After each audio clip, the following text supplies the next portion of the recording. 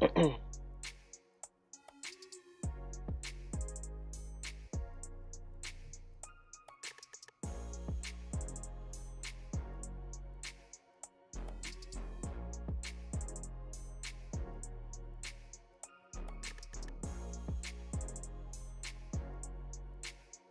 right.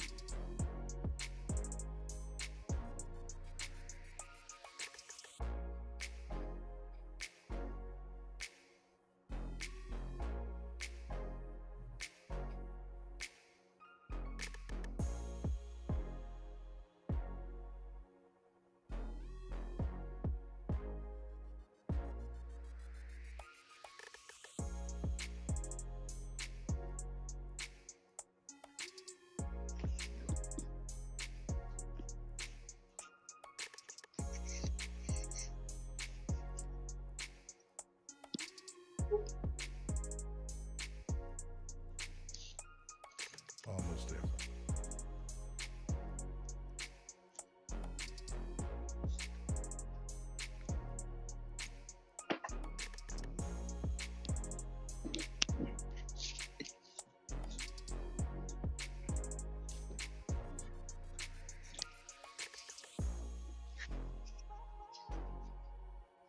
Mhm.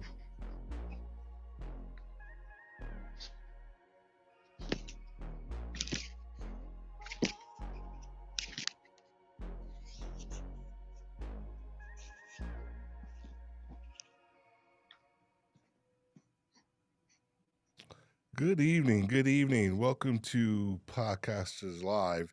And this is the international edition. Tonight we are here to celebrate a different continent and region. Tonight we are here to talk about Africa.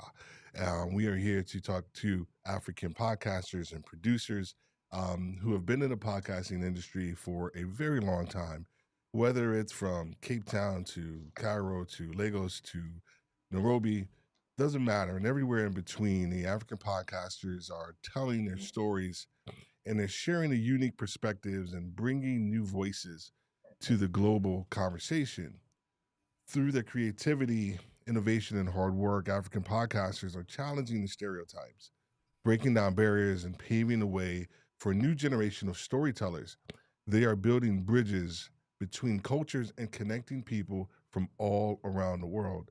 Today, as part of Podcasters Live kind of international expansion, we wanted to take the time today to talk to two powerhouse podcasters and podcast producers today. And we're going to talk to them more about their journey, talk about the African podcasters' influence on the industry, but more importantly, what can we as a global community learn from them and everything that they're doing. So we'll get to you right after this.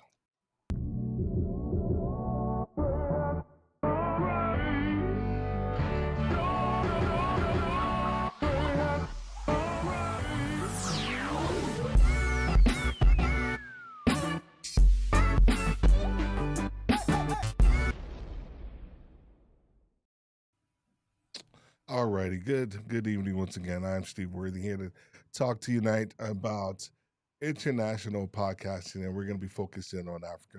One of the guys, who's on the show, I almost didn't have him on the show because we have a varying difference in our love of football. When I say football, I'm not talking about American football. I'm talking about the international game of football, which is we here in the States we call soccer.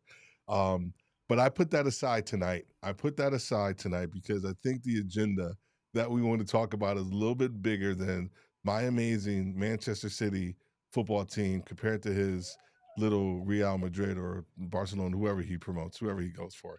So we'll talk more about that. I'm quite sure we'll put that into the conversation tonight. Well, I'm going to introduce both guests, and then we're gonna flip them to the screen. So first guest, my guy, Raphael Harris.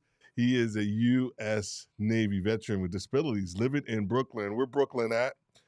He is a stay-at-home dad and a certified husband. Some may say he's certifiable in other ways, but we'll get back to that later. He is the host of White Label America podcast and a cultural agent. I'm stealing that one. I love that one. Cultural agent. White Label America podcast brings you bold, in-depth interviews with interesting people that are mostly immigrants, taking down artificial walls, one story at a time. The White Label America podcast empowers immigrants to share their stories and listen to those of others. Raphael is originally from Nigeria. He is a passionate African football fan, Wi-Fi, excuse me, not so sci-fi comic book enthusiast. You can catch him being in the front of line of any DC or Marvel universe movie. He will be the first person there in full garb and he doesn't really care. So that's our first guest, Mr. Raphael Harry, and then our second guest, DRC Jahi. He is a sound engineer, a documentarian, creative director, producer, and podcast consultant with over 10 years of experience. He's crafted award winning shows, documentaries, audio dramas, and podcast episodes that have featured renowned creatives and Grammy nominated artists. He is also the co founder of AMBC, it's a media production house and, and podcast network.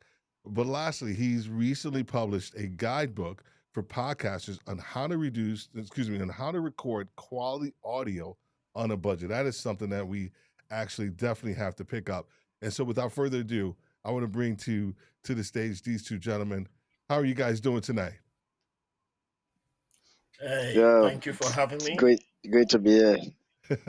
Excellent, man. Excellent, man. Yeah, I appreciate you guys being here and making sure that tonight's discussion is going to be something not just for for us, right? Because I know we're going to have a good time and we're going to connect, but I think more importantly that the audience. So the audience, if you guys are out there, say hello tonight. Make sure that you guys are putting any questions, any comments, or whatever in here so we can understand and maybe answer those questions for you too. One thing I got to make sure of, all my people over in Facebook, excuse me, over in LinkedIn. I see you guys. I see Mr. Jonathan Kimbrough over there. Hello from Atlanta. I'm in the ATL2 cert. I can't pull up your comments from LinkedIn, but I will make sure that I connect with you guys if you guys leave your comment over there. But if you want to come to the YouTube channel, Podcasters Live, that way you can go ahead and put your comments up there, and I can make sure that everybody gets heard tonight because tonight's conversation is actually going to be really, really good. How are you guys doing tonight? doing good, Jai, doing go good. first. No, Go ahead, Raphael. How yeah, you doing? I'm doing good. doing amazing. Although I'm not a DC fan, make that correction out there. What is it? I'm in line for Marvel movies, not DC. No, I no. watch DC on streaming. You're not a DC fan. That's okay. That's okay. That's all right. Did I get the soccer team right? What is it? And I know it's Real Madrid. I'm just busting you. Yeah, I love winning. I'm all about winning. I have all of my Real Madrid, Al Ahly, in Egypt, we win. Stay winning. Oh my goodness. Oh my goodness. Melody Sundowns in South Africa too. Yeah, that's true. That's true. So I don't know if you noticed or not. You probably didn't, but like on the very first page that we had when we came in tonight, I had everybody's flag. So I know Jahi, you're from Ghana, and then Raphael, you're Jos, Nigeria, and I had a Nigeria flag next to me because I recently found out that I through multiple I guess trials, if you will, that I am 30 almost 40% Nigerian. I didn't know that. Wow, interesting. I didn't know that. And so I went and so no wonder Raphael and I kind of connect a little,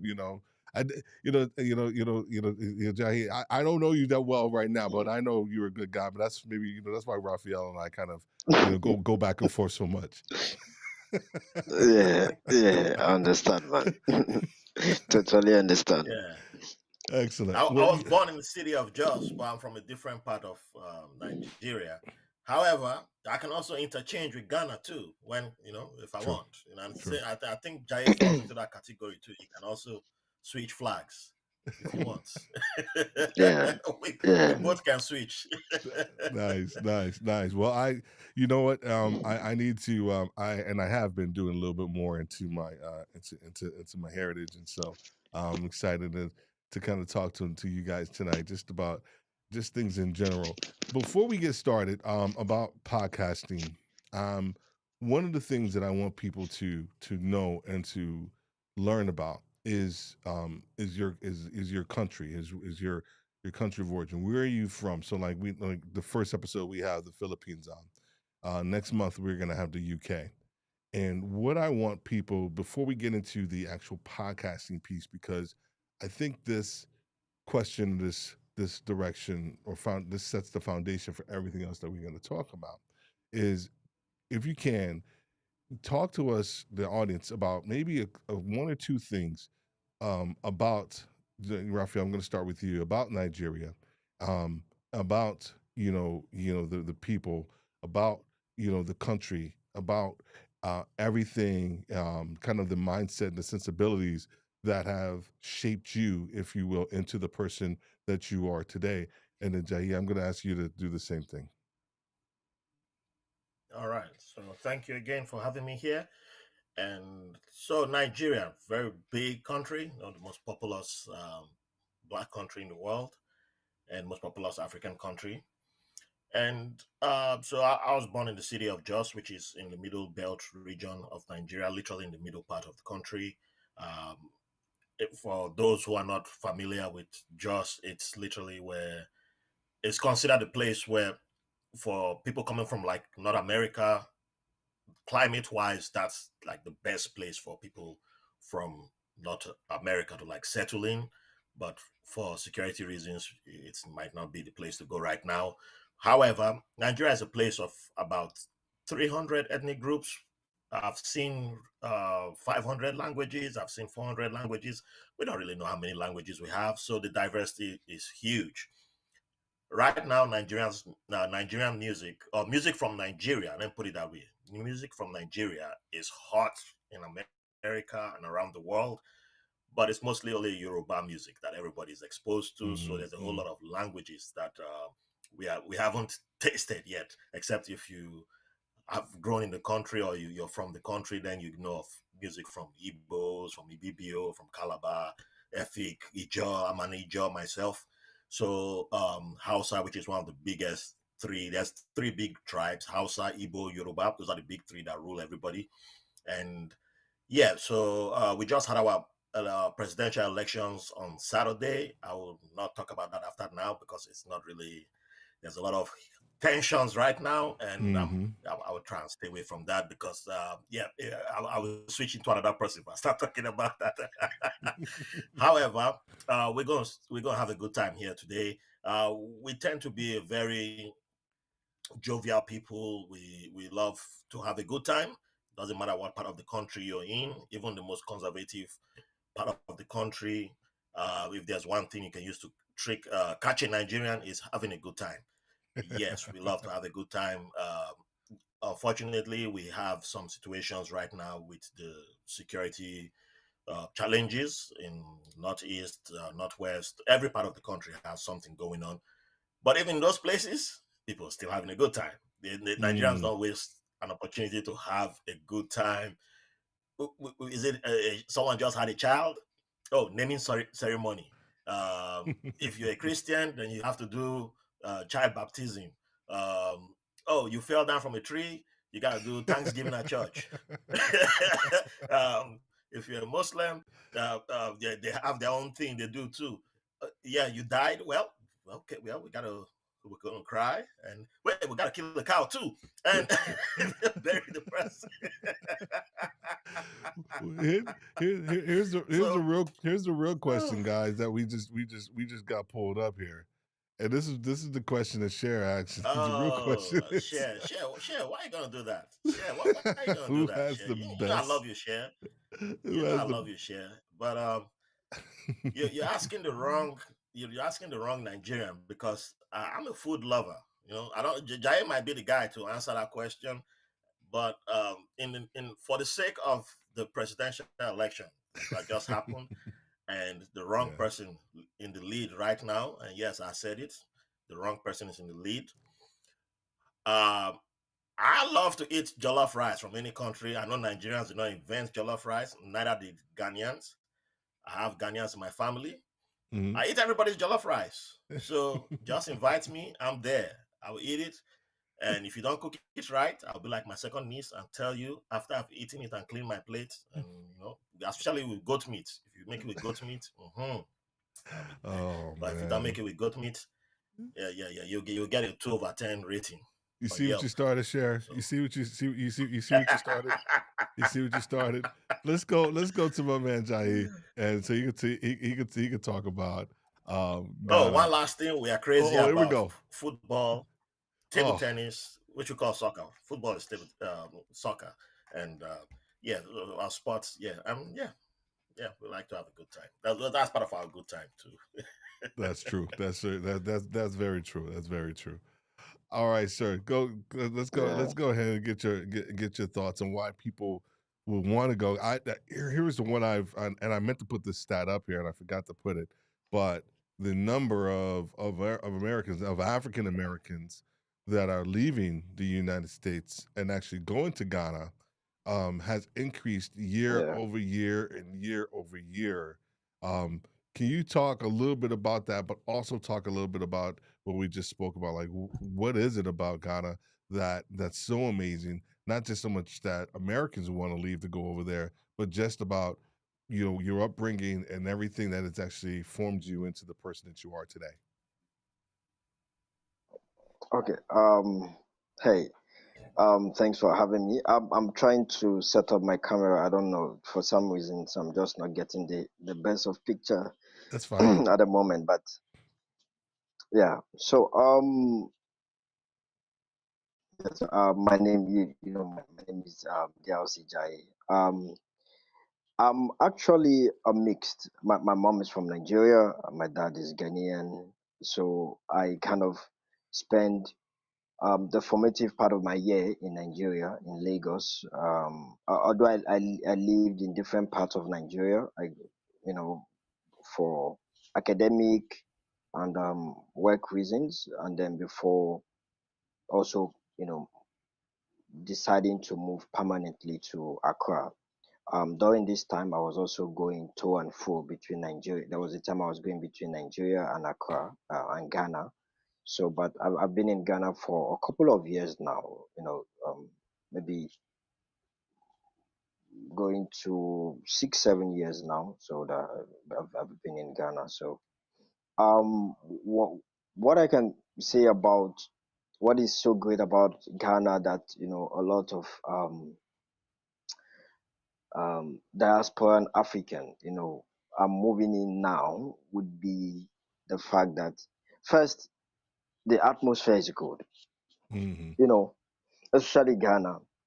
And when Raphael was talking about Nigeria, was talking about security and whatnot, and not to shade, but then this is one of the things that kind of make Ghana stands out of other African countries. There is this sense of tranquility, there's peace, everywhere you go. And of course, the people are very friendly. You just coming to Ghana is more like you're coming home.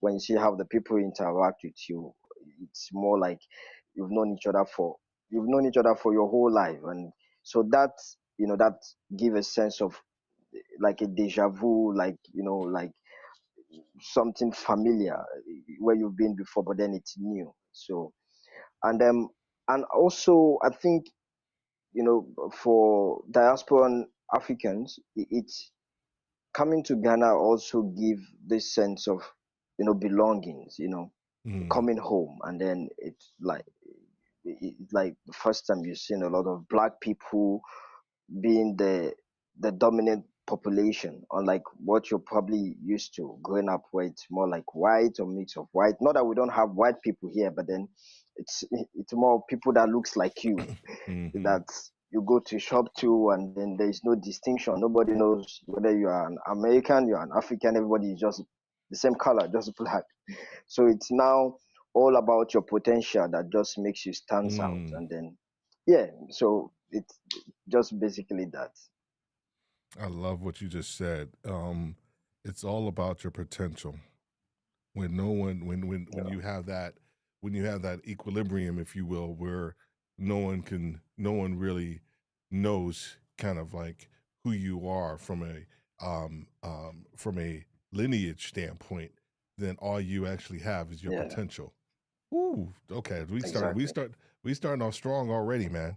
We starting off strong. Hope people get that, because I don't think, oh man, see, 'cause now you got me going down this road, man, because I don't think there are a lot of people who understand the idea or concept of living in their potential. I think a lot of people live off of, kind of who they are, or who they are presenting in society, and they're not really focused in on their potential. Okay, that's a whole nother thing, man. I want to get to the meat of everything that we came to talk about. We came to talk about podcasting and the podcasting industry, and the impact. One of the questions that I always start with, and I think I sent you guys a list of the questions. One of the questions I always start with, because it has changed since I started podcasting. It has changed a lot, and that is, what is podcasting? And so I would ask both of you to answer this question, and I'm going to start with you, Jahi, because I know you have a vast experience with podcast production and things along that line and engineering. I'm going to start with you. If you can answer that question, what is a podcast?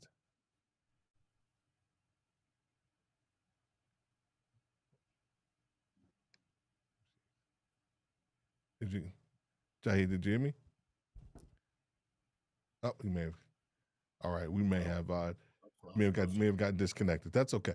So Raphael, I'm gonna. Oh, Jahi, are you He's there? back.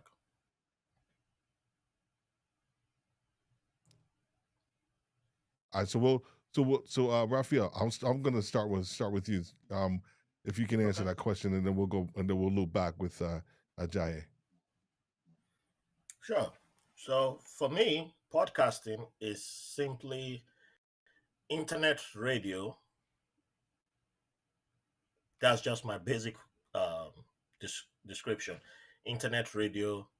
Um, I had something much smarter than that, but I just call it internet radio, which in some places also has a video option available Mm. to, or some people prefer the video option Okay, so or preferred video internet option. radio. Yeah, What's your yeah. so when you think about your podcast, and do you what do you consider, your podcast? Do you consider it as internet radio, or what's your, when you think about White Label America podcast, what do you want people to think about when you think about your podcast? All right. Outside of my definition of my podcast, as someone who grew up with radio a lot in Nigeria and used to listen to the AMs, it took me to other worlds.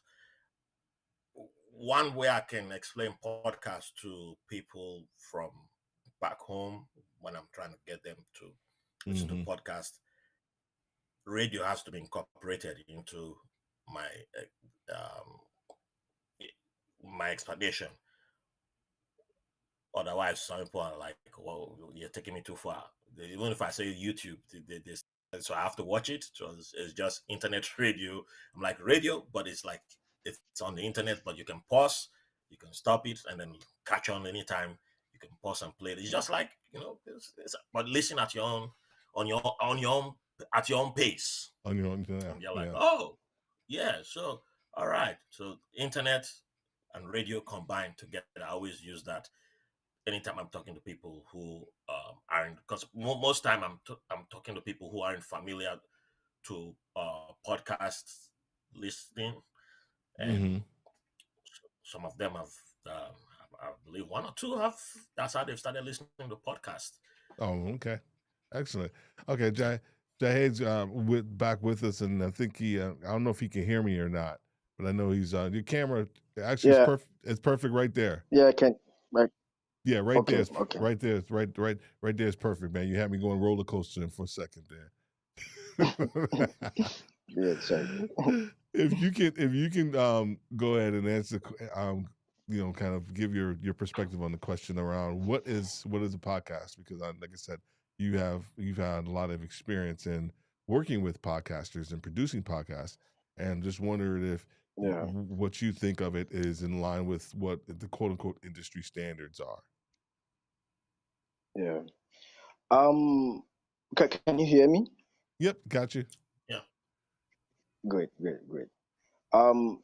I think when it comes to the definition of podcasting, it kept evolving with time because at the at the pioneering stage or at the foundational, um, it kept evolving, and I feel one can only define what podcast is at the point that it has gotten to based on how you podcast, which Mm, would come with, is it an audio or is it a video, is it an animation or whatnot, right? But at the core of it, it's an independent content. It's the distribution of independent content, right? mm, And like, be it radio station, be it video, podcast is just a medium by which um, content are meant to be distributed, mm, solely independently, without the hustle of um, certain level of professionalism or whatnot, just more being very particular about the originality of it. And I think that is the original intent of why podcast was created in the first place or existed at all. yeah, that's a great. I love what you. One word that you said that really sticks out is content, and I firmly believe that we have we have gotten so bent out of shape around the distribution method of Mm. of Yeah. the content. So, I say a podcast is a produced conversation. I stole that from Cher Jones a while ago, so it's mine now. Um, it is a produced conversation, whether it's it's well produced, underproduced, whatever it is. It's a produced conversation. When I'm producing it from a monologue standpoint, with just me, or I'm Mhm. producing it with you guys. That's exactly what it is.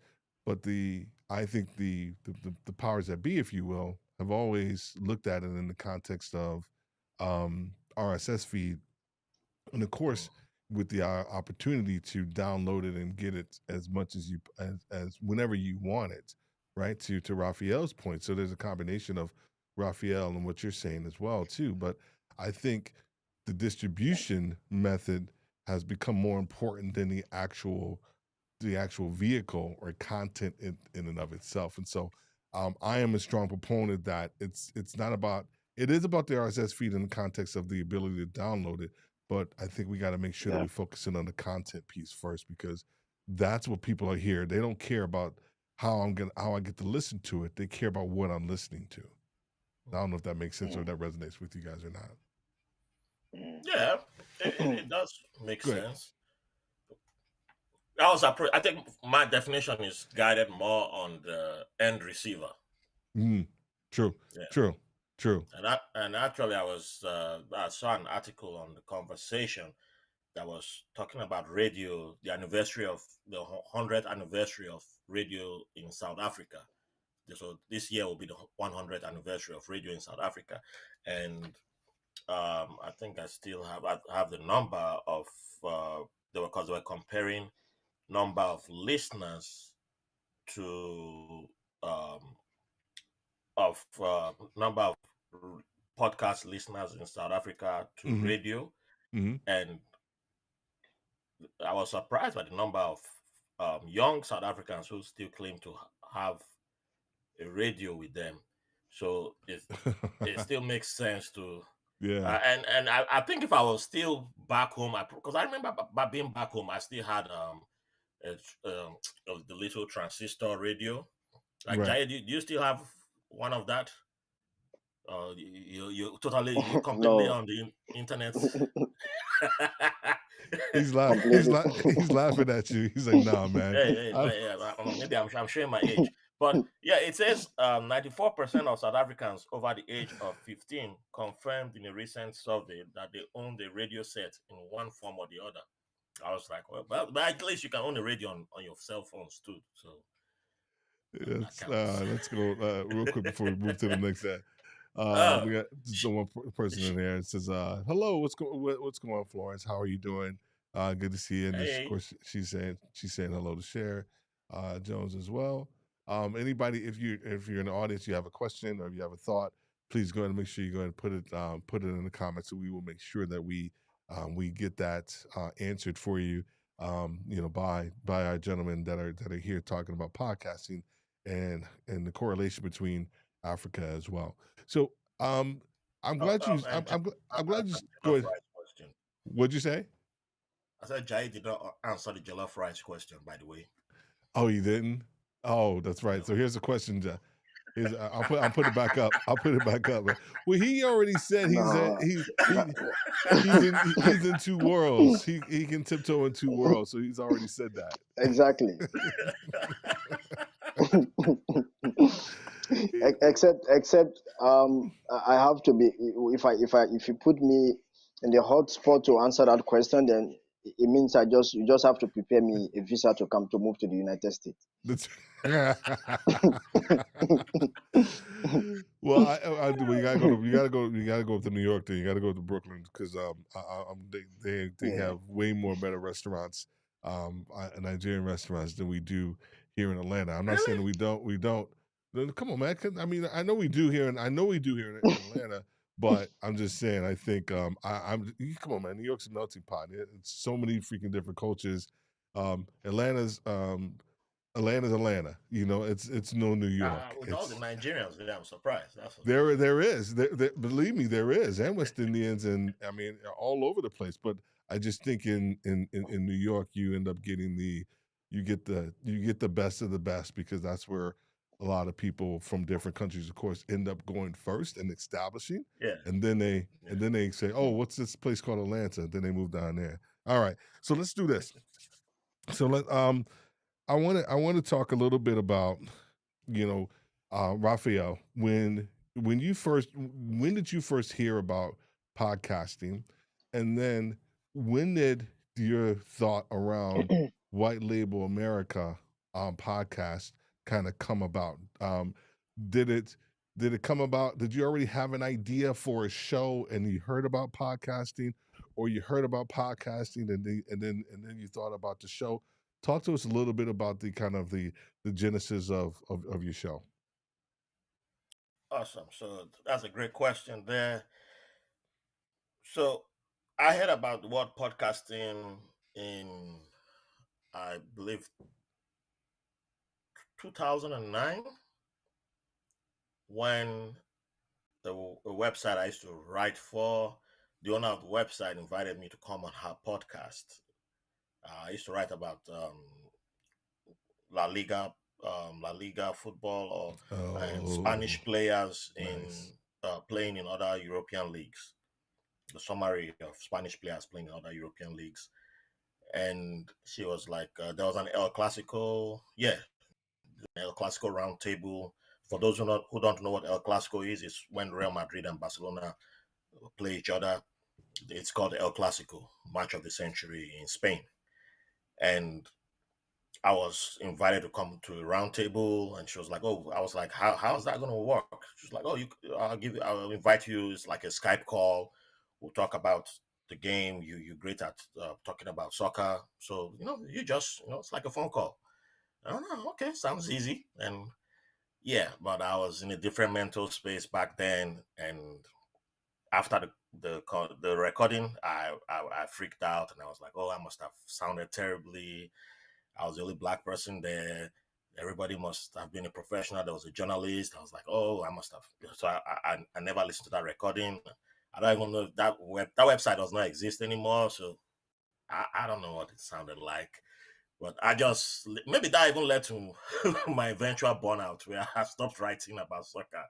But Hmm. yeah, so but to what led to White Label American, I think I've always had this thing in me where people around me had noticed, except myself, that I was good at getting people to share stories with me, Mm-hmm. but I never realized it was happening. Yeah. So I was born in Jos, Nigeria, but my teenage years was in Benin City. I grew up. I became a teenager in Benin City. Then I lived in Ibadan, Port Harcourt, which is where I mostly identify with, and then Lagos. But other, I lived in multiple cities in Nigeria. Everywhere I went, we had newspaper stands. The way the newspaper stands work in Nigeria, it's Mm-hmm. not like the stores here where you have like a nice looking. It's a small store in America where you go buy your papers from. It's just a table. The guy has a store or has the newspapers. Most people can't afford to buy the newspapers. So what you Mm-hmm. do is you take some change, go give the guy like, hey, this is all I have, and he will say, you can read three papers. Maybe pick two or three that you read. While you're reading the papers, another guy is doing the same thing, and then the conversation starts. Mm. And before you know it, either that person is giving you their story or a debate's going to start over a national topic. And somehow I was the youngest person doing this in multiple cities. And I would get people who like, man, this young boy, man, I like you, man. This young man, something. But there's this terminology we use, small boy. It can be an insult. It Mm-hmm. can be Mm-hmm. a term of endearment. But when older men look at you and say, this small boy, you sabi something. It's this small boy. That's when they say this small boy, that's respect there because they're like, well, other boys your age, when they talk around elders, everybody look, what the hell? You stupid, get out here. But they look at you like, this guy is making sense here. So Ah. they'll talk with you. And sometimes they even ended up buying me newspapers. Then it meant I was doing something that I didn't even recognize what I was doing. Mm-hmm. All this I'll carry with me by the time I'll come into United States, join the Navy, and it was still happening. But Right. I was the only person who never recognized this. Get out of the Navy, fall into my dark place of depression, and go through everything. End up, um, my therapist even told me that, hey, you have something that people always come to you.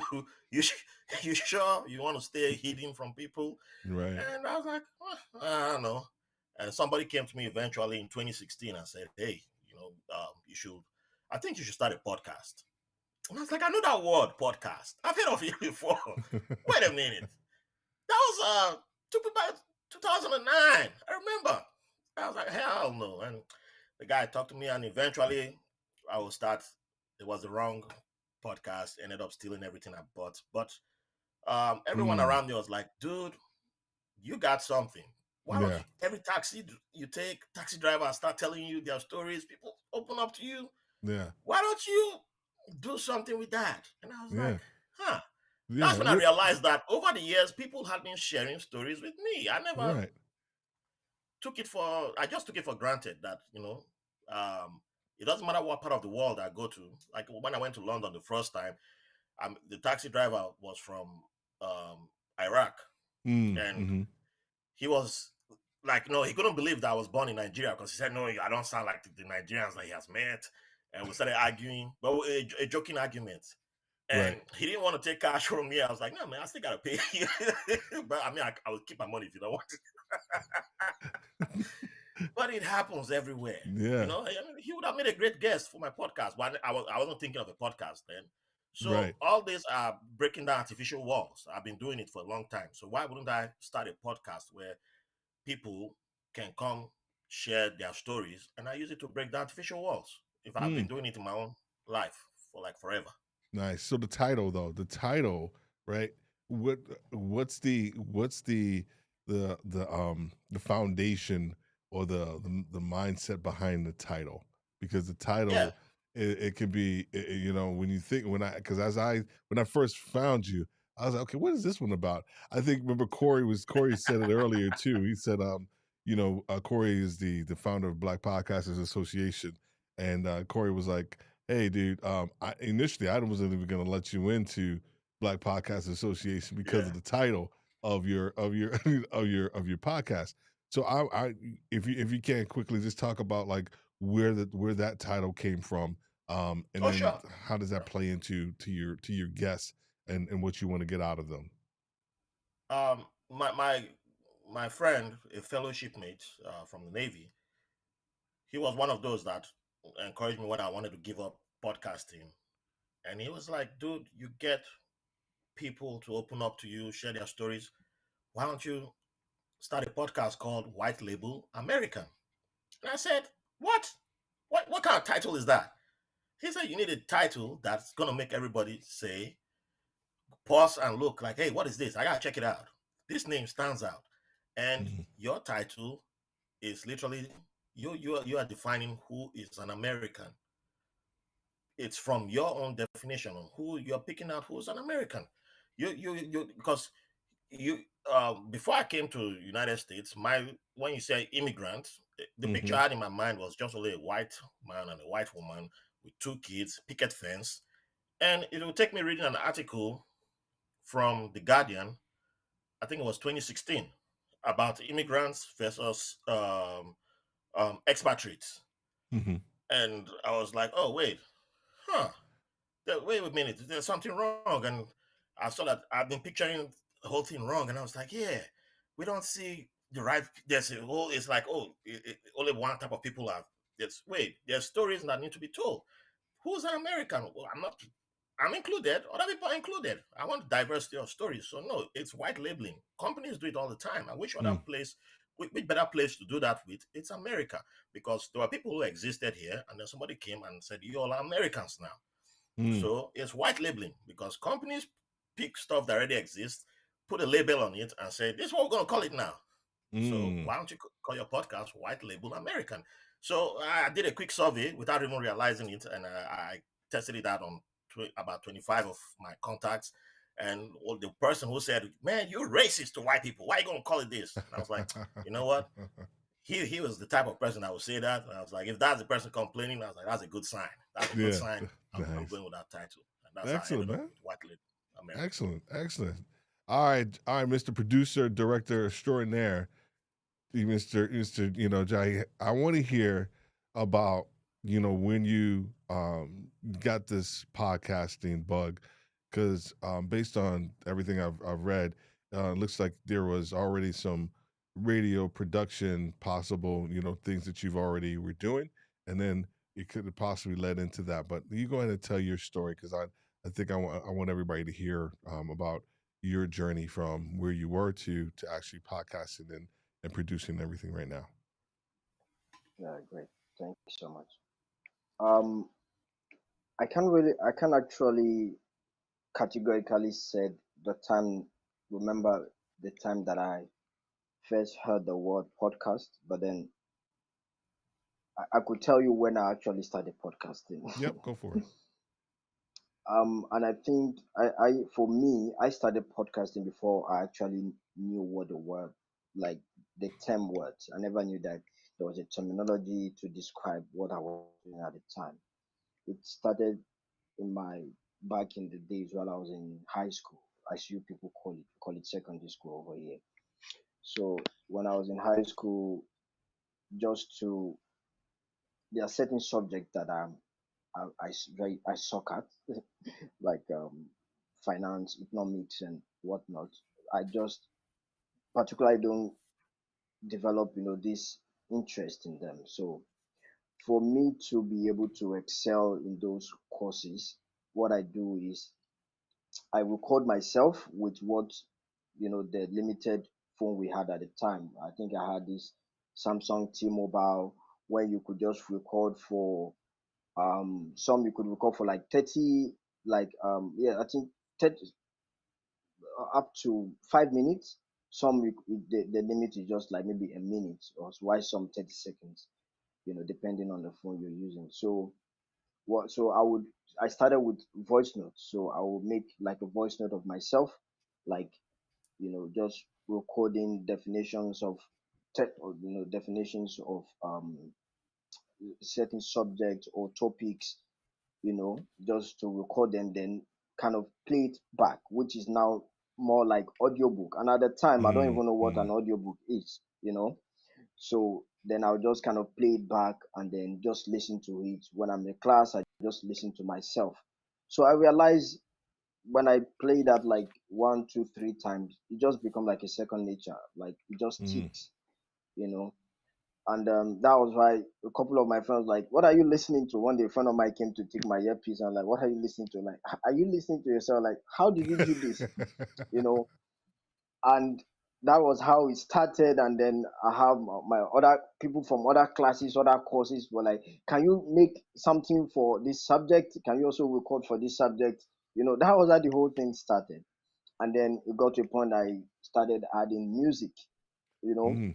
and how I started adding music was more like how you do, tape dubbing, the way you record in the 90s, where, because I didn't have the technicality or the expertise or software. So what I do is I will record my voice on a particular phone, and then I'll have another phone play a music, and I will I'm so- reduce the volume, and I will have it so close, and I would, I tried it at first. It wasn't nice. People were like, it must sound like it's coming from another phone. So I will kind of get like a cloth, then tie the mouth, and then put it very close so that it will kind of filter it out, and it will sound almost like it's coming from the phone. So it started, podcasting kind of started that way for me. So fast forward to a couple of years back, around 2016, where I took a master class in radio broadcasting and journalism. And one of the courses that we have to take was podcasting, mm, you know, coincidentally. Yeah. And prior to the time, I was already into audio production because I was producing like spoken word poetry and whatnot. And I was also doing performance poetry at the time. So when we did first we had like radio production, a full radio production. mm-hmm. Then afterwards we had podcasting, and they were like, podcasting, this is more like the new thing into going into radio. For people who want to go into radio, this could be, more like how you could create like a portfolio for yourself. And I'm like, this is cool. It's similar to how more of what I was doing. And when I did my project, and I was also the class president at the time. So my project was outstanding. And it was so good that even to today they still use it as a reference, because it kind of brought back memories of what you've been doing. And then I had the opportunity to show myself. So and then I knew about a bit of um editing with Adobe Audition and whatnot. So I think the term podcasting kind of struck and actually became like a conscious thing for me Mm, around that time. Yeah. nice. And then afterwards was when I said, I think I want to be able to, get to people more, kind Mm, of be a pioneer, not necessarily be a pioneer in the conscious sense of it, but then I feel there's a way where I could reach, the youth of people of my age through mm, a medium like this, because I mm. believe I have a stronghold when it comes to storytelling. So I feel I could utilize that, and that's how I started podcasting. Excellent. I love the creativity that you had initially. I think that's I think a lot of times it's when you don't when you don't have but you want to do, Hmm. that's when the creativity and know-how, just figuring out what do I need to do, how do I need to make this happen. And I think that's been I don't think we lost them again. I don't think we may have lost him. Yeah, probably. It's okay. We lost him again. That's all right. Um, but I think one of the things that I'll put it over here to Raphael. One of the things that when you start to think about, you know, um, that's part of. right, when you start to think about, yourself as, being from Africa, and just the um generational thought process of how we, as African people, how we were just ingenious and how we were able to kind of just figure things out. I think, part of Jahi's story is actually just, it goes kind of part and parcel when we start to think about this. I'm just gonna make sure I got him sorted. So okay, I think he's back. I think I got him back. Are you back? Oh, hung up again. Hung up again. All right. So here's what we're gonna do. Raphael, because I want to get this question out here. I got two more questions that I want to make sure we get covered. But before we do that, we got a heckler in the audience. Um, and here's the heckler. And this is, ooh, jeez. See, I made him too big. I made him too big. I made him bigger than what he should. I gave him too much space. Let me make sure I got him sorted. Eddie's he's busting your chops. He's busting your chops about Uh, Kang. Yeah, what are your thoughts while we see if we can get I, DRC back? I was tempted to put on my Kang the Conqueror T-shirt. See, I've been keeping it in check. I was now JD, my good brother GD. Now I was trying to get it out. I can bring out the Kang the Conqueror. That's my other personality. Brother Kang. Don't start conquering. I've been keeping it in check. When I'm not podcasting, I'm in other universes, my You other do your variants, thing. That's right. That's right. doing my thing, conquering The other conquer. multiverses, not Well, just universes. here you go. Well, we go conquer these last two questions, man. This you've been podcasting for a while now. What in your perspective, if you can give me, not just me, but I think the audience, right? Just really quickly, one or two things that make up a successful podcast in your perspective, because I think the audience, we have people who are live streamers, there are people who are podcasters, but there are people who are thinking about podcasting. Even those people who are thinking about podcasting, they still may not have a really solid idea of what they want to do. And I think, for someone like yourself, and then we get Jai back, I want to get his perspective on, give me one or two like words or terms or things that really can help somebody have a successful podcast. All right. Be willing to learn from people like yourself and Jai. Um, Sorry, I, I got I'm disconnected for No a while. worries. No worries, oh, man. no We worries, got you. Jai. We got you. I was actually going to incorporate you to my answer, so good to have you back. Yeah. So, um, yeah, it's just be willing to approach people like myself, Jaye, people who are willing. The podcasting community has many good people in it, and there are good people who've helped me. They are willing to share, and if you meet people who are not willing to share, you will know right from the onset. They're trying to keep all the good stuff to themselves. So once you meet them, they will share, they will hook you up like the BPA, Black Podcasters Association. People are there willing to help you. Once you raise your hands up, you ask questions. So, if I bring a question to you, Steve, you got great audio set up and all that. I'm not a technical guy. I'm willing to delegate that out. So just be willing to ask questions, put your hand up, then that's how you end up with great audio with all the goodies, all the good stuff, and you don't have to start beating your head up. Otherwise, I'm already bald. I'm the conqueror who's already bald. So don't let this cap deceive you. So yeah, I don't have any more hair to be losing. So I don't have to stress myself and all that. That's why I ask the professionals all those questions. Nice, man. I like that. I like that microphone you got right there. That's a good looking mic that you got. Well, that's what you get when you ask, for help. When Yeah, you don't try yeah, to man. figure everything out. Otherwise, you're gonna spend too much money.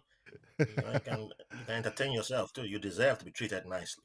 That's Or you can true. come join my Patreon. If you don't know what to do with your money, come join my Patreon. Oh, gosh. All right, Jay. The question I asked was around tips for podcasting success. You've produced a whole bunch of podcasts, edited podcasts, and probably people have brought to you different ideas around a podcast. And I'm not saying that every idea is going to be a smash success. And also, some of these ideas can be sort of, subjective depending on your podcast. But I just do feel that there are a Yeah. couple of things that should be done. And based on your experience, what are like one or two things that people need to do in order to have a successful podcast? Well, that question is it's very tricky. It's not the straightforward one.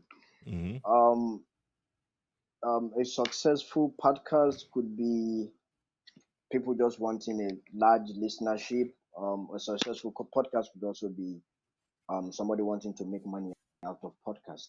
So let me just assume you are asking how can people make money out of their hobby, right? Mm. I believe that's the question you're asking. Yeah, go for it. Go for it.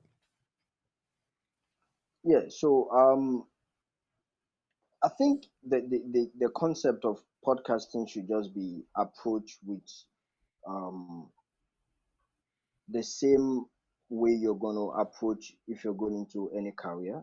I know that might sound very big and all that. If you, the first thing is just to know why you're going into podcasting in the first place, Mm. right? If you're going to make profit out of it, I think it's good you know what you want to get out of it, right? And then you put certain things in place.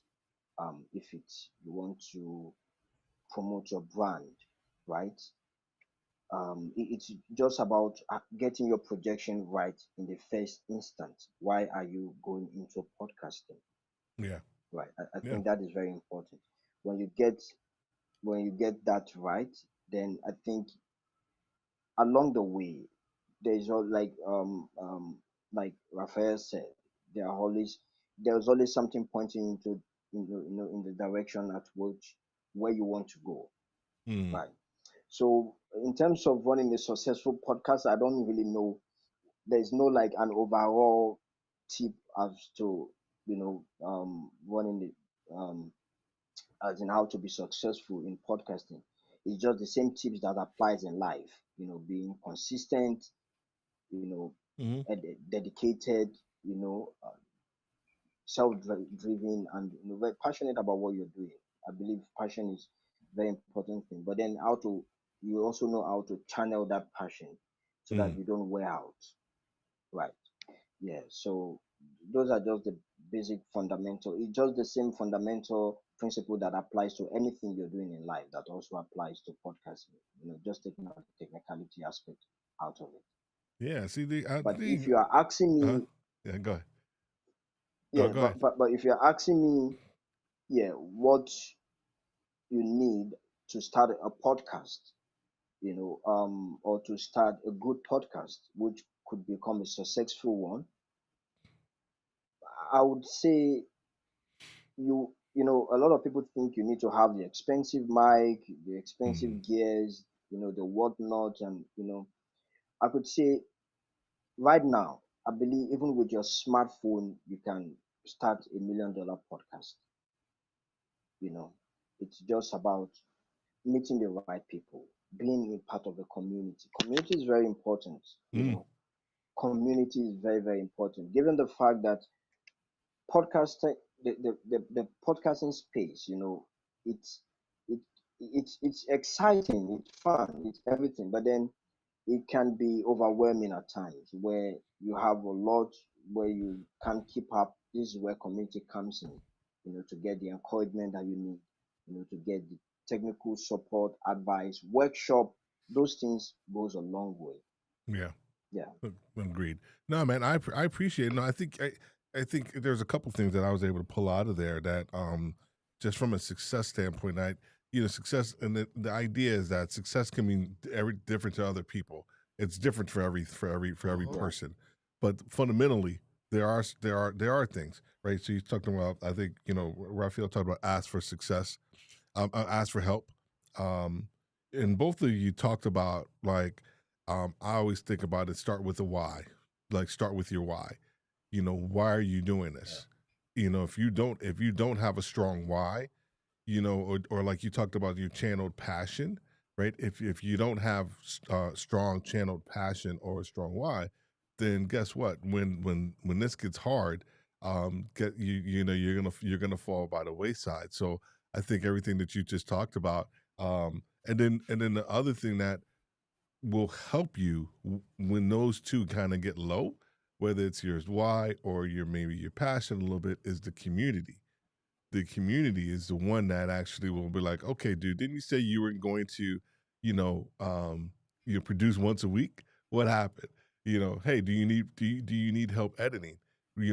How can I help Yeah. you? And so everything that you guys were just talking about, those are critical pieces. I feel for any measure of success for a podcast to actually have. So you guys, I think you guys nailed it. So I appreciate that. I want to close with this question because it's still the beginning of, even though we're going to be in March tomorrow, which is crazy. I can't even believe March is We are we tomorrow. are we are already in March. Oh, you're in March. Yeah. That's right. You're in the future. You're in the future, dude. That's Yeah, right. That's right. exactly. I didn't know. I'm not talking about, man. He's he's in the future. So everything he's saying is like, all right. So tell me about what should I be doing tomorrow? No, I'm just messing with you. I want to mess up the space time continue. I don't want to mess up the space time continuum. You know, what as we start to think about this year, 2023, right? There's estimated tons of podcast growth, but then there's also estimated some podcasts are gonna like stop.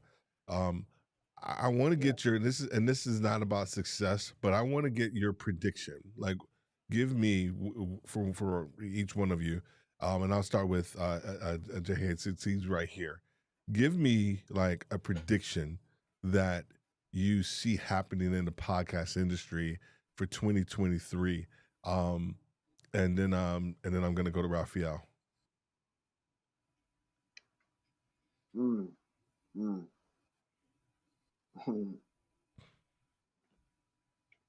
Well, Oh, that's good. I got it. that's I stumped him, man. I stumped him. wow. A prediction for 2023. I think the obvious prediction is just that um we have a lot of people going into the podcasting space. It's becoming more saturated, Mm, right? And yeah, I think a prediction that I think is before the end of 2023, there will be double, if not double or quarter more of people that are podcasting now. Like one quarter of those people, half to them, would be going into podcasting, with the help of artificial intelligence. With mm, I think artificial intelligence basically it's really changing things around. So with definitely there will be tremendous number of people going into podcasting. That it will get to a point where um, even the OGs will be struggling to get their voice heard. I think mm, that's something that I'm seeing at the moment. mm. So, Yes, so I love and that. I love that. I think Go ahead. Go ahead. Go ahead. Keep going. yeah, yeah, and I think it is because of that. Looking at that, that's why it's important that certain structure are put in place, because it might kind of it might make warehouse the spark, the beauty of podcasting, kind of. So what are those things that we need to put in place? Because I agree with you to in the context that there is going to be more growth in podcasting, because and here's why I say that is it's forecasted, but then once again the definition of a podcast is so elusive that everybody, whether it's you're YouTubing, you're live streaming or whatever, Mhm. everybody, that's all considered a podcast. So when the definition is Yeah. loose, there's going to be a lot of growth within that within there, because there really aren't any parameters. The parameters are starting to break down, to be very honest with you. um I have Yeah. some parameters that I feel should be in place, but I'm only Steve. So what are those things? And then with all of that increase, there's more noise, right? Because there's going to be more podcasts that are Exactly. similar to Raphael's, that you know how I'm just gonna use Raphael as a case study, right? How can Raphael, what can he do to make sure that his podcast continues to be above the noise? So just Raphael or anybody, because I think those are certain things that you have to consider when more people are going into the marketplace. Mhm. Yeah. I think certain structure that need to be put in place would have to be, in as much as podcast is a niche space. It's also very important that we, you know, there is still control in terms of certain things that should be said. There should still be a level of professionalism apart from just having a sound quality, a good, a good sound. There still have to be structure, how your show is structured, those things, content, research, how it will get to a point, it won't just be just about having a quality mic anymore or a Oh, good sound anymore. It will now be, what are you talking about? yes. What value are you bringing to the table? Do you actually know what you're talking about? What research have you put into what you're talking about? So to cover that, and I think again another projection would be that I think before the run of 2023, people would be consuming more of creative podcasts. When I'm talking of more of audio drama, immersive audio, Mm, sort of kind of more than would have the pop culture podcast, because the pop culture, it's more like everybody are saying the same thing. So now, before the round of 2023, I believe people are going to be, leaning towards creative podcasts like audio drama, documentaries. Now we also have metal and all this visual stuff going on, messing up yeah, our reality. yeah, So yeah, yeah. I think Yeah, dude, listen, you probably saw my face, man, because I was like super excited about everything you were saying. I mean, I was really getting pumped up. But to your last point, we had James Critlin on, and one of his predictions was that James Critlin is the founder editor of Pod News, one of the most popular podcasts that are daily podcasts that's out there. He gets over 150,000 downloads per month in this podcast, which is ridiculous. And they're the daily podcast. They're only about 3 to 4 minutes long, and then he has a weekly like recap that's for like an hour, maybe an hour and a half. And it's amazing. If you want to know about the podcast industry and what's taking place, you got to make sure that you're listening to him. But he's talked about the audio drama, the true crime, because true crime was one of the number one podcast categories. And what's going to start taking its place is going to be the more creative narrative style um, podcast, where you're actually truly being able to. And every this word isn't. It's not played out yet, but it's almost getting there. Is this word storytelling, right? Even though it's important for people to learn how to tell stories, I still don't think people really know how to do that, and so they will say they're telling the story and they're really not. They're just putting facts together and not really having a beginning, a climax, and a resolution. So I think we have to almost kind of help people reframe the idea around storytelling to that degree. The other thing that I love that you said was around the parameters around professionalism with podcasting, because Cher Jones, who's in there, and James Hicks, who's in here too. They call me a podcast purist. I am, because I firmly believe that podcasting is a craft, just like acting, right? That you need to learn how to podcast, that you need to learn how to tell stories, you need to learn the industry of podcasting. So I think as even though we're going to have that growth that you said, I still think that the ones who are professional and who do have content pillars, those are the ones that are actually going to survive. I firmly believe that. I believe while we have growth, the ones that are going to survive are going to be the ones that remain professional and focused in, and they don't deviate from what they're called to be as a podcast. I'm sorry, man. You got me fired up on that one, and that was a really good one, man. You got me all excited about that one. I want to before we get to your prediction, Raphael. I do want to. Nancy has a question, and I'm gonna let you answer this one, Raphael. I'll start with you. She has a question that says, how do I, how do you still I think, um, how do we stay remain relevant relevant as a podcaster? as a podcaster? I don't think there's a general answer for this one because I'm one. There's, I get the question, but it's easy to just say, be consistent, fix your mic, Mm-hmm. get all, do all the right things.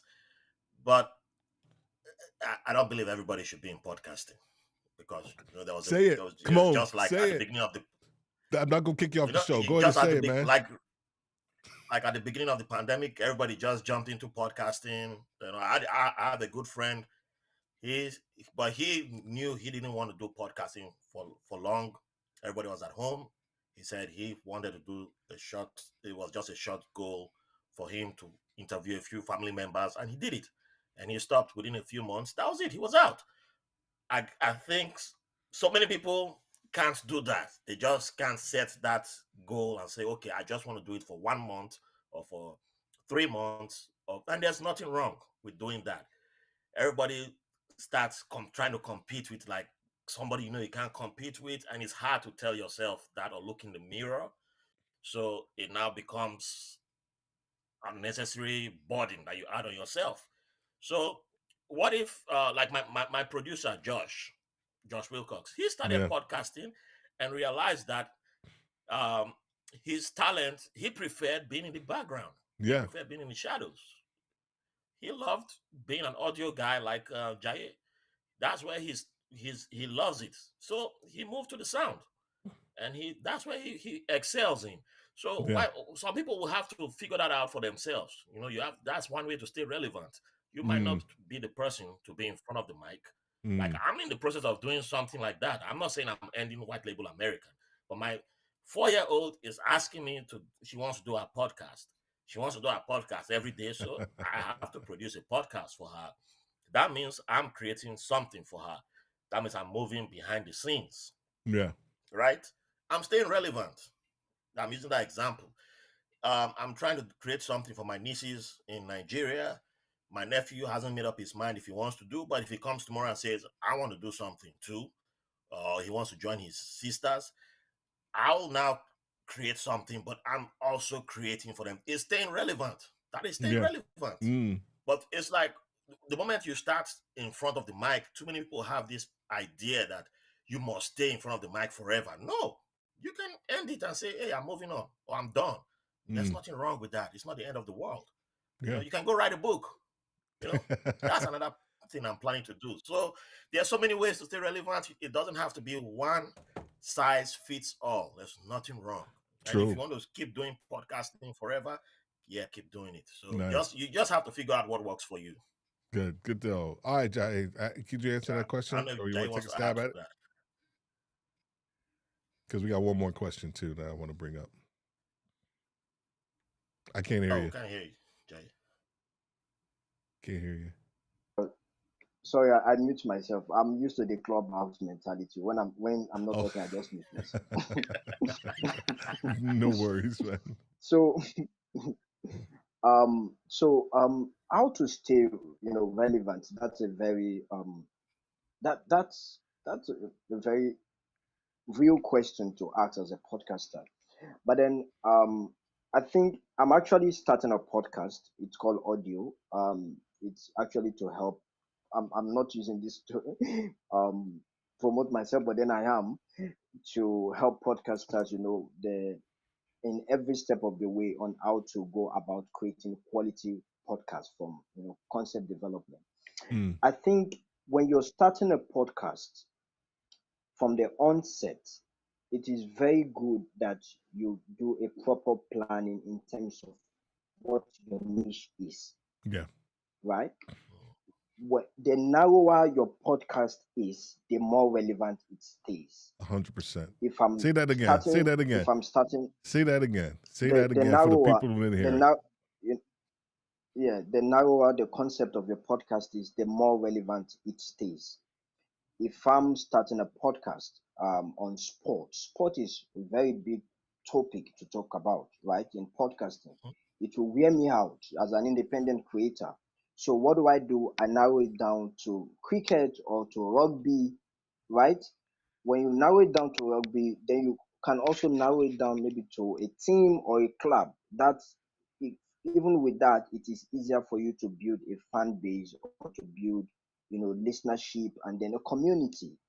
The more you narrow down, because that's the concept of podcast. It's to create a niche content, not to create content for everybody. When I'm listening to a podcast, they tell you my podcast is for everything and anything. We're Oh, talking about anything and everything. That is not the concept of podcast. It's not a radio show, it's a podcast.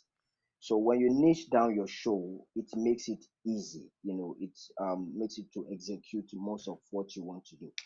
Also, when you create content, not every podcasts have to stand the test of time. Some content are just for a particular time, just maybe mm, just 2 episodes, just to cover certain mm, events that is happening at the time.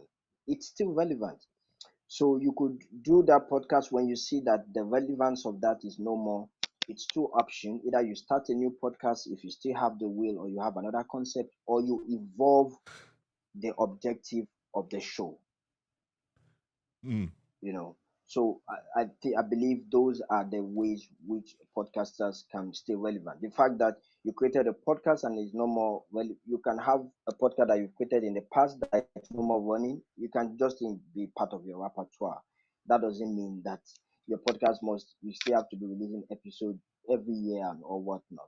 Some Mm, podcast just is just for a short while. Like example, there's a podcast called American Fiasco by mm, W um uh, and by oh it's a very popular podcast by, mm. so it ran just about 10 episodes. I think it's one of my favorite podcasts, an American podcast, American Fiasco by I'm, but the names are No, no just not worries. coming at the No moment. worries. That's fine. That's fine. So yeah. Good. Well, listen to me. So yeah, so Yeah. that's it. All right, I appreciate that, man. Excellent.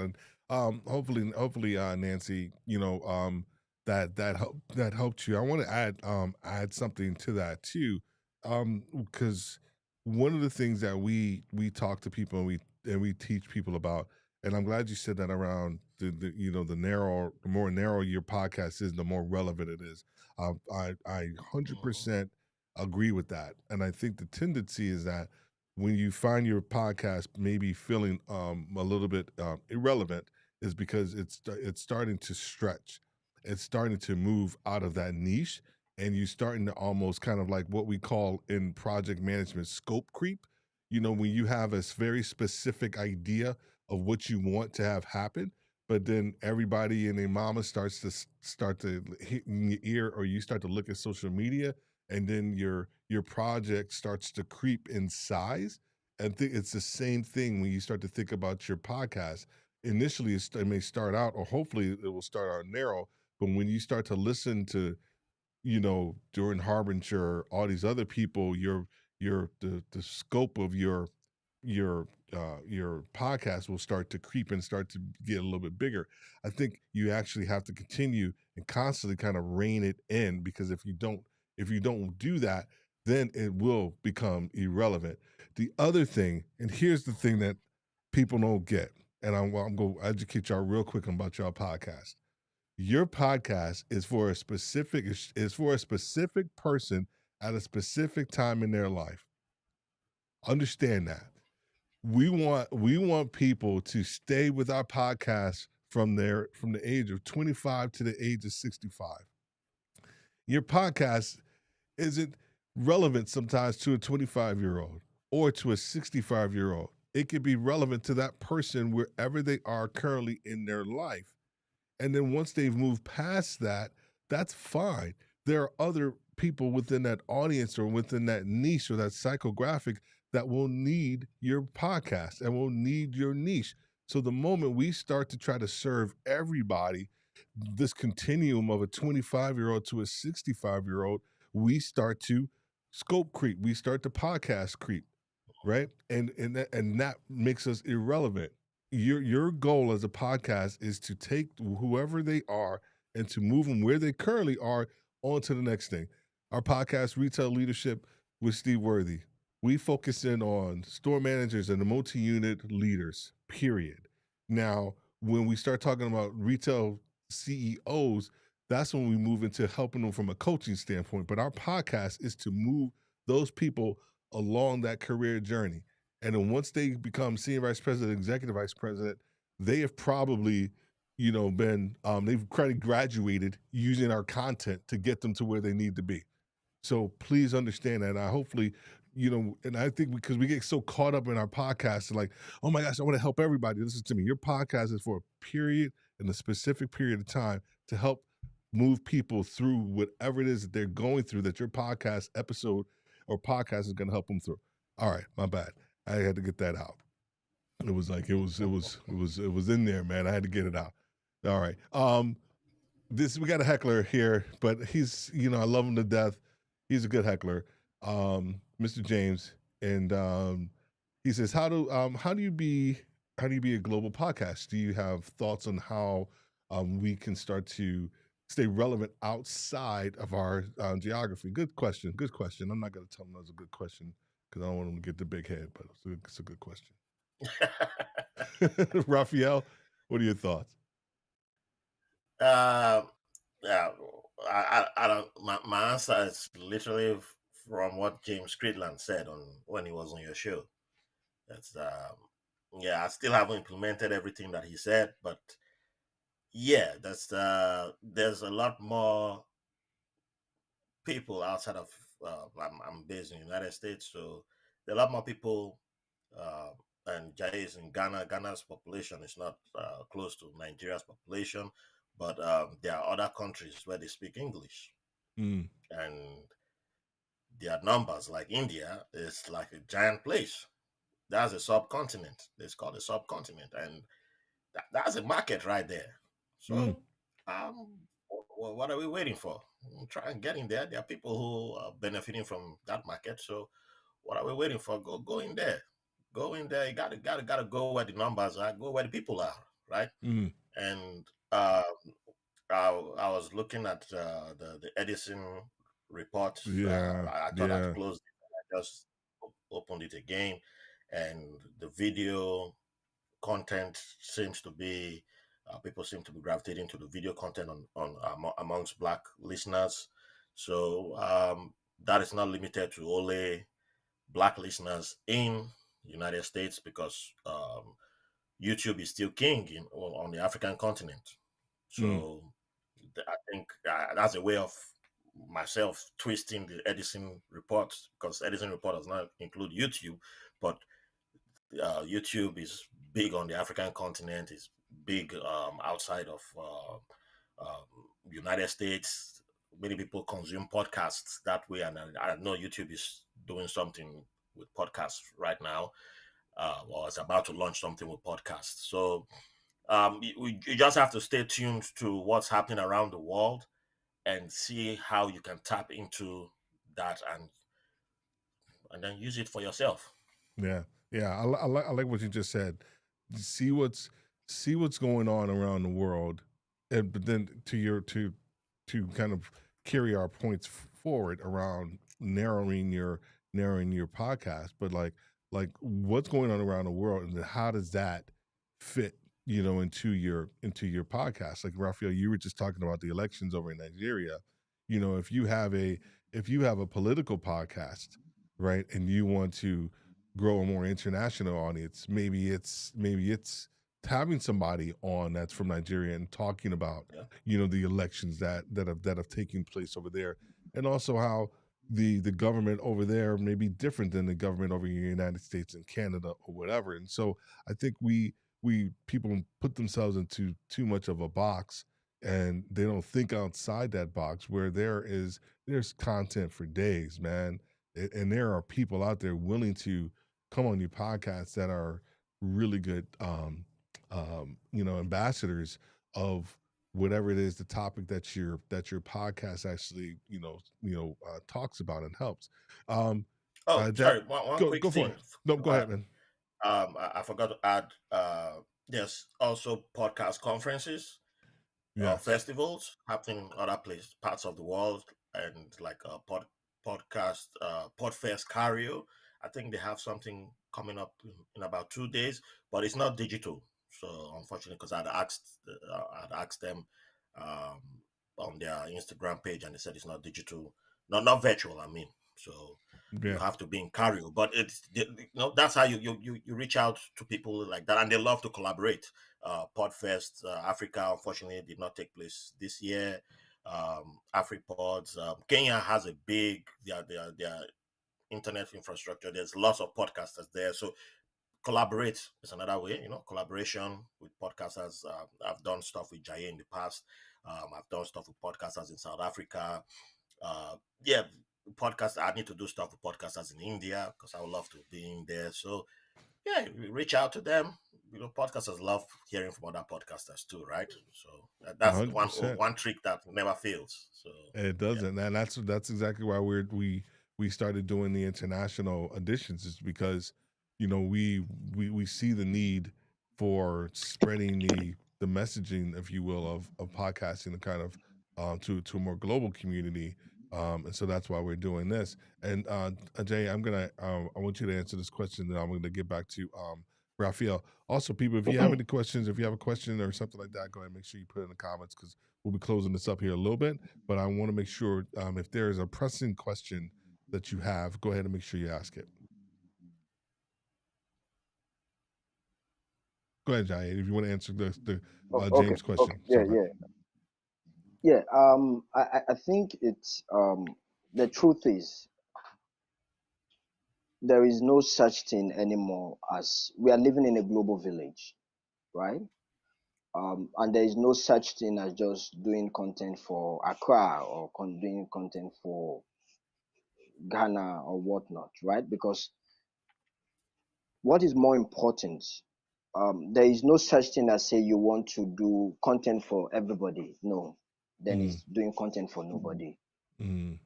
You must have people you're talking to in mind. You can't just talk to everybody. Why can't you talk to everybody? You don't know what everybody is thinking. You don't know the cultural difference. You've never experienced the culture. You don't know what it means to be in India. You don't know what it means to be in China or Mexico or whatnot. So what I'm saying is, when you have your audience and you know what you want to say it well, and people will gravitate towards your content. Your audience will take your content globally. Because if I'm creating content for Ghanaians, for instance, maybe I created content that are just for Ghanaians. There are Ghanaians in the United States. There are Ghanaians in the UK. There are Ghanaians in the, so that is how your content goes. People gravitate to your content. You don't create content for people. It is people that gravitate to your content. So when you're looking for people to want to listen to your content, they will never come. You will just end up being frustrated, right?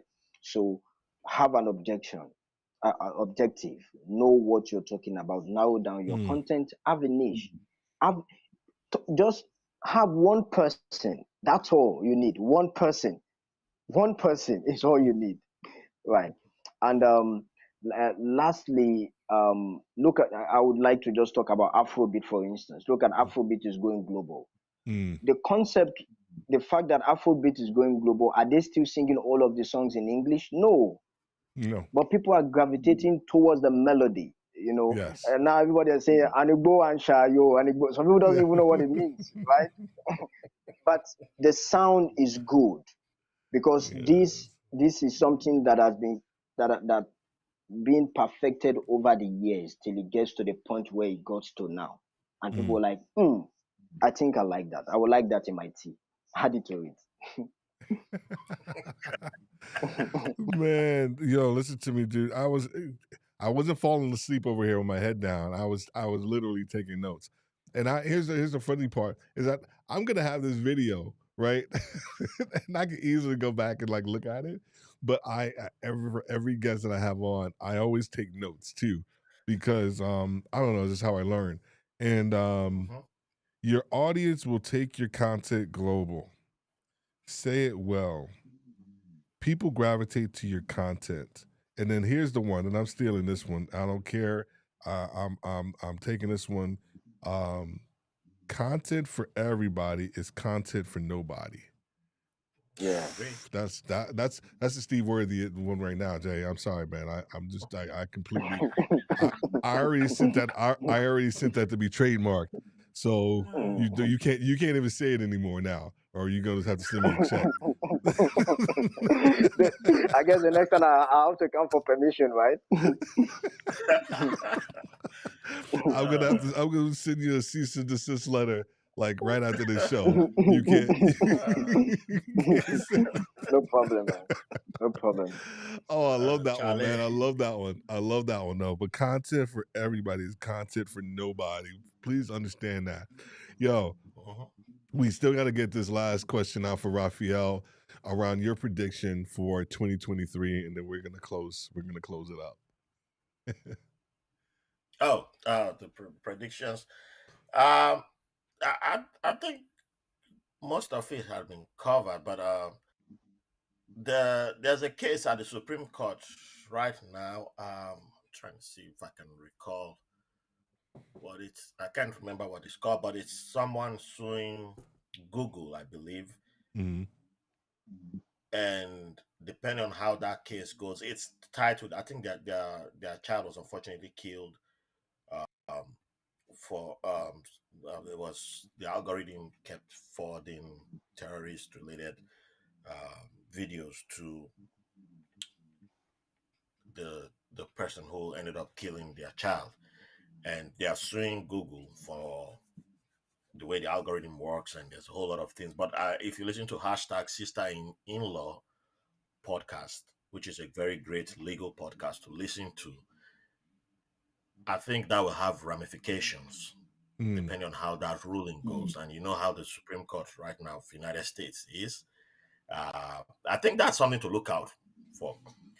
If it goes against Google, and you've already seen Google not pushing podcasts right now, I think that will have a big effect on the podcast industry because there's going to be a clampdown on people just because a lot of people just make careless statements. People do stuff, and we've already seen some celebrities who have been patient coming after podcasts that it's about time we're trying to keep quiet.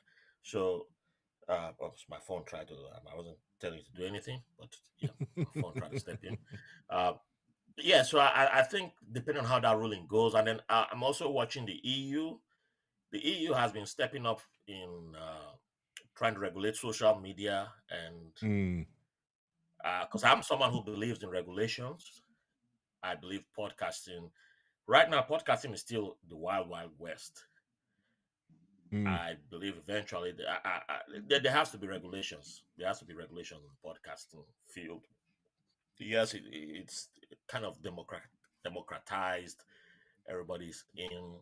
There's kind of no gatekeeping, which is good and kind of bad at the same time. So Can I chip in something I quickly? feel So sorry, go ahead, Jai. Yeah. Sorry to interrupt. I know the podcasting is wild, wild west, but then there's still general laws that still affect that we still have to affirm to, because there's freedom of speech. That doesn't mean you have to defamation. There's still high penalty for defamation, or libel is still a crime. Correct. So those are the things that still has to regulate you as a podcaster. You still have to put those things in consideration. There's still laws. There's still laws of the land that still holds you as an individual. So podcasters, it doesn't give you the full freedom to just say anything. So just wanted to add that. Thank you. Yes, that I know, but it's still because there are so many, and Mm, if because the few cases that we've seen, it's it has to be like someone with a large following who right. has had to be, they've had to go after and say, okay, we've told you to stop, you refuse, and then we have make an example out of you. Correct. But why I'm bringing this up is that it will not be the celebrities coming after the podcast; it will be the companies now saying, okay, well, you have to, no, we can't allow this on the platform. That's what I'm pointing out to. I don't know if it will be this year, but Hmm. I see that happening eventually. Um, I have personal predictions to make for myself because I always throw myself into Go ahead. predictions. So, yeah, last year I always predict that. I always set a goal for my when I don't now after reading Atomic Habits, I don't use goals anymore. I use systems. So the system I used last year was to. I've already surpassed the number of podcasters I collaborated with, Hmm. and last year was mostly audio podcasters. So this year I've appeared on more video interviews, and Mm. I've already tied last year's number, and we're just about to enter March in the United States. Ghana's already entered March, so this is my second live stream. I've already appeared on one video interview, so I'll Mm. appear on more. That's the point. There you go. Before, yeah, There but you go. yeah, and I'll also do my own live streams this year. I'll probably do Excellent, more man. on Patreon, but yeah, so Cool, man. Make um, sure you cut me a check. but Make sure you cut me a check for those live streams. okay, I'm now just saying. we'll see if I'll still do the live streams anymore. But yeah, but I'll definitely be doing more live streams. But collaboration, yes, that's definitely going to happen. More collaborating, and Yeah. yeah. So I don't know if back to the general side of things. I know there was a large. I think when James Crickland was here, didn't he say something about in the United States the podcast industry didn't grow? Was it like stagnant? No, it's saturated. To Jay's point earlier, it's Yeah. getting saturated. But saturated is I feel is a it's a misnomer because Okay. just because you have almost 3 million podcasts out there, that doesn't mean that all of those podcasts are active, right? there's Yes. only Yes. there's only That's where I there's was only going. about 46, if I'm not mistaken. I want to say close to a little closer to half of podcasts that are actually active. So just because people are creating the podcast doesn't mean that their sustainability associated with Hmm. the podcast.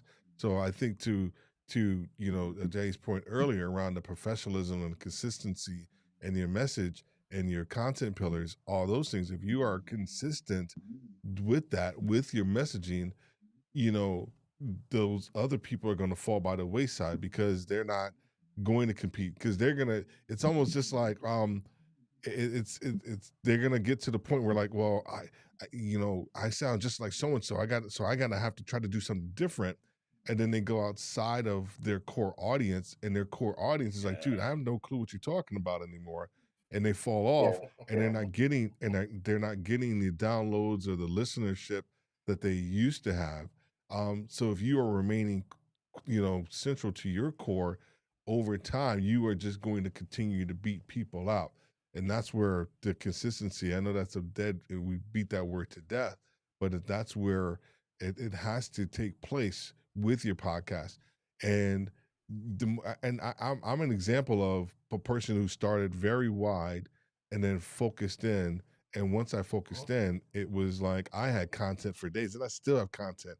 I got content. I honestly, for Retail Leadership with Steve Worthy, and even for Podcasters Live, I got content for years. Like I literally have it all in my notions. Like I have content that's either mutually exclusive or there's some pieces that are kind of fit together. So you can't say that there's no content out. You can't make content. Um, it's just the fact that you're trying to do everything. You're trying to appease everybody, so you can't do that. Gentlemen, man, oh man, it has been an absolute Pleasure. We don't have any more questions in there. I wanted to make sure that we didn't have any more questions before we stepped out. I want to thank you both truly for being here tonight, representing your countries, man, and representing Africa, man, and you guys are shining light on the content that's actually being created, the professionalism, the creativity, that's actually when you start to think about Africa, there's so many things that you can think about when you think about Africa, but there is a creativity and there is a uprising of professionalism that has always been there, but from a global standpoint, people are starting to see it more and more. Africans have already known it, but the world now is starting to see more and more of it, and I'm so thankful for that, and I appreciate you for being here and sharing your podcast and your concepts and your thoughts around this industry, making sure that it's going to be successful. Thank you. Thank you. All It's right. really, Bana it's for really a having me. pleasure meeting you. Would you say, Raphael? I said Would you say Bana. You said Manchester City's amazing. Manchester Man, City's the best football team. Okay. don't let Kang come out now. Kang has been staying peaceful, minding, don't tempt fate. Don't tempt fate. Well, this, Raphael. I didn't. Of course, being over here in the States, soccer, has become more and more popular now. But as a kid growing up, I played basketball and baseball. I didn't play soccer. I hated it. It was too much running. It was just stupid. I'm like, I'm not doing it. I'm like, the field's too big. I'm not doing it. And then, and it wasn't until 2009 when I lived in Boston, and there was a show on, and it was called Be in Liverpool. It's almost like HBO's Hard Knocks, but they were showing like the behind the scenes of Liverpool, because the owners of the Red Sox, Fenway Group, they owned the Boston Red Sox, and they also owned Liverpool, and so they were trying to, I guess, inundate Americans into football, and so they had this show. And Brendan Rodgers was actually the general manager at the time. He was the manager at the time, and so I started watching it, and I literally like started falling in love with like the whole premise of soccer, the training, the behind the scenes, the strategy of it, and I started watching that show faithfully. And then I remember I watched one of my, I think it was probably my second like soccer match or football match, and it was Man City versus I want to say it was versus Liverpool or Man United, and Yaya Toure, 6'4", 225. I think he's from the Ivory Coast. Yep. And he was just crushing these dudes, and I just fell in love. Like I fell in love with him. He was the first jersey that I bought, was the Yaya Toure jersey. It's still hanging up in my room. I forgive you. All right. No, I literally you chose good quality. Right there. I fell in love, man, because the way that he was able to, what he was able to do with the ball at 6'4", like it was magisterial. And ever since then, I became a Man City fan, and I am. My family calls me un-American because on Sundays I'm watching football and not NFL. I seriously, I am literally obsessed with it. I am literally obsessed with it. All right. That's my diatribe. I'm done. Let me close this out, guys. Stay there, and I'm gonna close this out. Stay behind the scenes. I'll close this out. Wow, my goodness, people. Content for everybody is content for nobody. Say it well. Your audience will take your content global. What do you have a strong why? All these different things we spoke about tonight with Raphael and JA. And I really hope that you were able to get a good sense of content creation, not just from your perspective, but what takes place from a international standpoint, from what takes place over in Africa and how they're actually doing things over there, how they see content, how they see the creation of content. Hopefully tonight has been able to open your eyes to some of the things that you want to do differently within your podcast or your live stream. Podcasters Live, we are a global platform. We are focused, and we're going to be talking about this more in a couple of weeks, but we are changing our focus. We're going to be focusing on authors and leaders and experts who are looking to grow their platform globally, utilizing podcasting and live streaming. And so tonight we have used our platform to grow from over in Africa. And I hope you are actually able to get a lot out of tonight. So we thank you so much for being here.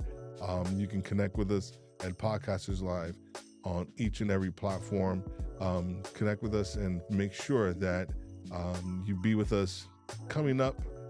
We got a couple of big events taking place, so be on the lookout. Couple of big people that we're going to be interviewing starting next week too, and then March is UK, so we are going to have a whole bunch of podcasters and live streamers from the UK in March. So we thank you so much. Have a great day, and God bless.